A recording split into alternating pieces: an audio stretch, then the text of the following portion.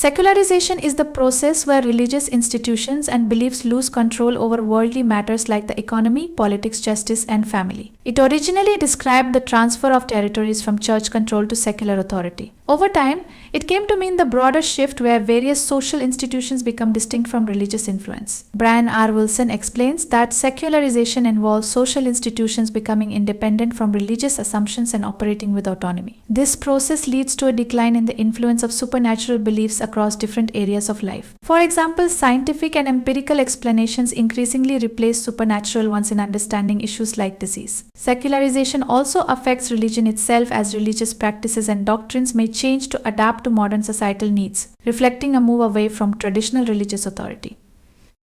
Secularism, as an ideological goal, emerged after the French Revolution and was coined by George Jacob Holyoake in 1851. It advocates for the separation of religion from state affairs. Secularism promotes the idea that the state should not impose any religion on its citizens and should not favor or be influenced by religious beliefs. It emphasizes that the state should operate based on civil values rather than religious orthodoxy. In modern democratic states, secularism ensures that all groups, regardless of their religious affiliations, are treated equally by the state. It arose partly as a result of secularization but focuses specifically on establishing a clear separation between religion and government, promoting human welfare through material means rather than religious doctrines.